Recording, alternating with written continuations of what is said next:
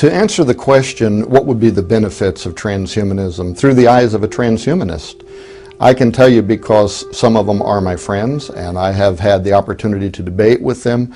And when I say friends, I don't mean that I share their worldview whatsoever, but we have, cordial conversations. It's diplomatic. And I believe in the sincerity, for instance, of men like Dr. James Hughes.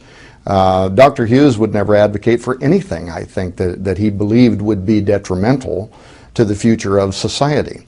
So much of their ideas are altruistic in the sense that they're selfless and they're perceived to be for the good of society as a whole. For instance, longevity.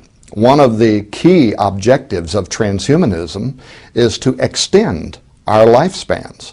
And you have people who are either transhumanists or who are friendly to the transhuman vision, such as Aubrey de Grey, who is a member of the Methuselah Foundation, the whole commitment of which is to either through diet or even more advanced applications such as genetic engineering, learn how to do things that will bring about the end of human suffering and disease and therefore lead to longer lifespans.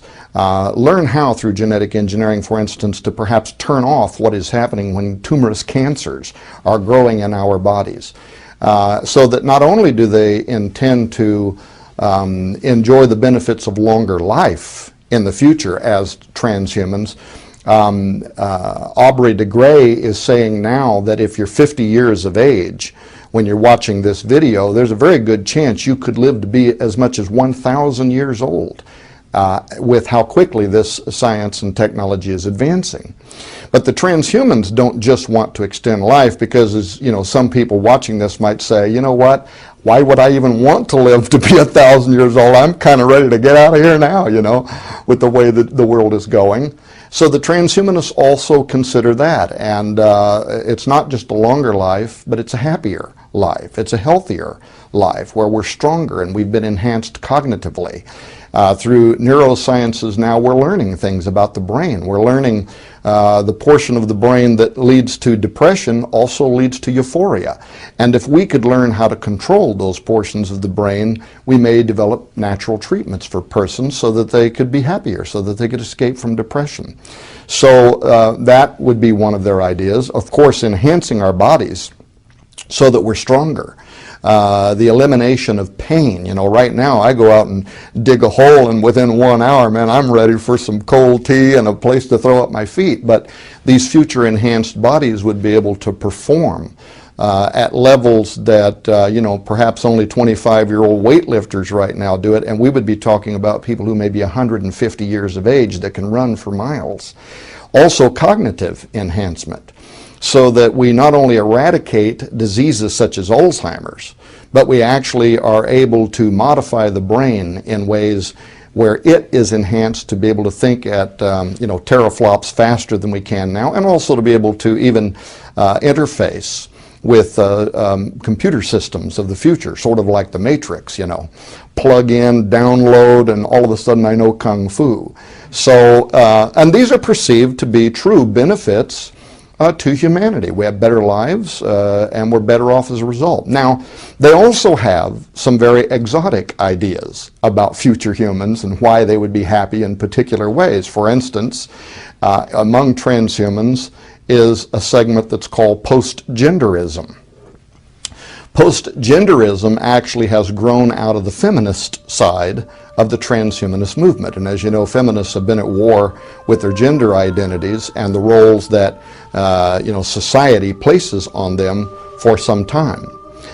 Some among the feminist movement also believe that it's a little bit unfair that they get pregnant and they're the ones that have to carry the baby and lose the shape of their body and then travail and give birth, where the man can enjoy the benefits of sex, but he doesn't have to go through this whole 9-month gestation period. So in transhumanism, there are some very exotic ideas such as post-genderism, the idea that we will be able to develop androgynous beings, morphological beings who will take the best of what it means to be a man and the best of what it means to be a woman and actually have a new form of life that is both man and woman, who can enjoy the benefits of things such as sex, which I mentioned a moment ago, but without the burden of having to become pregnant, having to carry a child for 9 months. And so if you look into some of their ideas, where do babies come from? Don't these future humans want to have genetic offspring? And they've developed ideas around how all this could be done within their science. You take genetic samples, and this isn't altogether cloning, but you take genetic samples from the contributors, man, woman A, and man, woman B, or future marriages may be made up of multiple numbers. Maybe there's 18 or 20 that have entered into what we would then think of as a marriage contract. And those ones that want genetic offspring can all provide samples of their genetics. And then this is taken to a specialized pregnancy center or birthing center of the future. And through some form of super in vitro fertilization, those genetic samples are placed inside of an egg which has had its nucleus removed, which is also probably donated from one of these women. It is treated with chemicals or with electricity like we do with cloning now. And it jumpstarts spindle formation, cells begin to divide, and a new man-woman made up of multiple partners begins to grow and becomes an embryo. And if that sounds incredible to you, in Britain just this week, the first baby from 3 parents was born. The science has already been perfected. We're already doing it. It's not as if this is as futuristic as it may sound. We're at the beginning of the gate now, but we've come through the door. The gate is open, and we're walking through it, and we're moving that direction. And they're imagining how this science could be used in ways that in their mind is beneficial to humanity. We no longer have the burden of gender roles. Now, what do psychologists say about a baby? How a baby is bonded to its mother while it's growing up inside of its mother's womb is almost mystical. It's metaphysical. We don't understand it. A baby is born and even already knows the tone of its mother's voice. Well, transhumanists have an answer for that too. Postgenderists believe that they also take genetic samples from whichever of the men, women want to play the role of the traditional mother, and they grow a synthetic womb inside the birthing center, and it is hooked to an androidal system that also has the sound of the mother's voice recorded in it. And this androidal system can stand up, sit down, move around, make natural movements that feels very natural to the embryo that is growing up inside of it, so that by the time 9 months later, and even that is a question because these future humans may not take 9 months to gestate, but if they do, you go to the birthing center and the switch is thrown, the little baby is born, it's grown up inside its mother's womb because it was taken from her genetics and recreated in a laboratory. It has grown up listening to the sound of her voice and her heartbeat, all of which are a part of this future system. Did you know that some of the early discussions actually were around creating clones who would then be anesthetized, not even aware that they're alive, and their wombs would be used for gestating these children, and then afterward the clone, if not legally defined as a human, could be discarded. It would simply be a system for saving man, woman A from the burden of having to carry a child. But many of even within the transhumanist, philosophical community, simply couldn't tolerate that idea, and so they advanced it to growing a synthetic womb, which could then be used for the gestation period.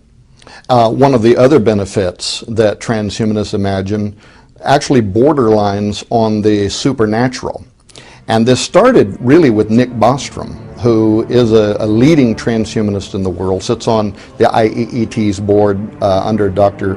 James Hughes. Nick Bostrom actually earned his prestigious seat at Oxford University by writing his thesis on transhumanist values. And thankfully for the rest of us, Dr. Bostrom has been kind enough to post his theses and other works that he has done. So anybody who would want to follow up on this could go to nickbostrom.com, pull down the website on the left side and click on Transhumanist Values and go and read his original theses, which he wrote to earn his PhD and his seat at Oxford University. It's interesting because Bostrom doesn't claim any kind of religious ideology, But he has diagrams in there that he uses when he gives his lectures at universities and also at the Transvision conferences, which are taking place every year now for about the past decade at leading law schools and universities around the world, in which the arguments are being detailed now, worked out among law scholars on how the laws and policy of our government will be extended to protect transhumans of the future and future democracy. But if you click on it and you look at some of the charts that he has created, for instance, he has one that's kind of a large rectangle. And in this rectangle, he describes this rectangle as representing all possible modes of perception, modalities, sensory modalities. Down in the left corner, he draws a small circle, and he says this circle represents humans. The limits of our perception, modes of perception or sensory modalities, our eyesight, hearing, taste, feeling, and how far it extends into all possible modes of perception. Then around that he draws a larger circle and he says this is the animal kingdom. The animal kingdom not only has our level of perception but other levels of perception. For instance, they can hear at higher decibels than we can. Dogs at 40,000 hertz, dolphins at something like 80,000 hertz. Some animals like bats can navigate using sonar. They also seem to be in touch with the earth somehow in ways that we're not. They can pick up vibrations. They'll begin to move out of particular areas when they know there's going to be an earthquake or there's going to be a volcano, and they'll begin to migrate to another area. And we're not exactly sure how they do that. They may be able to smell tumors. And if it's not smelling it, it's some other method by which sometimes they are aware that there is a tumorous cancer, something that is actually degrading your DNA.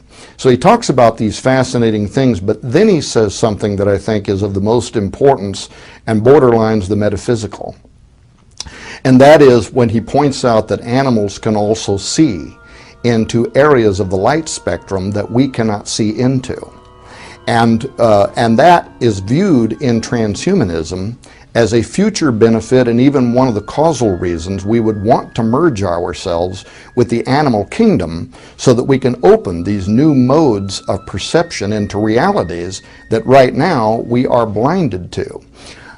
Perhaps one of the reasons we would want to merge ourselves with animals so that we too would be able to do this. Why this is interesting to me as a Christian and as a researcher and as a scholar of biblical texts is because we know that animals can see into, at least some animals can see into, what we think of as the supernatural realm. And it isn't just extra biblical texts that seem to imply this, but even in the Bible. For instance, the story of Balaam's donkey. Balaam gets in trouble because he's prophesying against Israel, which he's been ordered, by God not to do. And so now he's on his donkey and he's going down the road. Well, the donkey can see something that Balaam cannot see. There's a large angel standing in the middle of the road with its sword drawn, and it's going to take off dumb Balaam's head. And Balaam doesn't know why the donkey keeps turning out of the way, and so he keeps kicking him to get him back on the road, and the donkey's trying to save his life. A great deal of extra-biblical research has also been done that seems to show that animals sometimes are responding to something that we can't see. In fact, probably the average person, at least at one time in their life, have saw their dog growling at something that isn't there as far as we can tell, or maybe even behaving in a way. You have a dog that's vicious, it's brave, it's not afraid of anything, and then all of a sudden a strange feeling comes over you and the dog senses it too, or the dog may even run and hide under the bed. So they seem to be reacting to something that we can't see with our eyes. And in the traditions and in the histories of the world, owls come, and owls serve with the goddess Hecate, the goddess of witchcraft. Other areas of witchcraft where cats are used as mediums through which we are communicating with the spirit world. That idea has been with humanity since forever, but what made it real to me, of course, is the depiction out of the Bible, at least in one illustration, where an animal can see something that humans cannot see. That is definitely in the back of the mind of many of these transhumanists. And they are bravely wanting to go where no modern man has gone before, in breaching that barrier that is between us and them.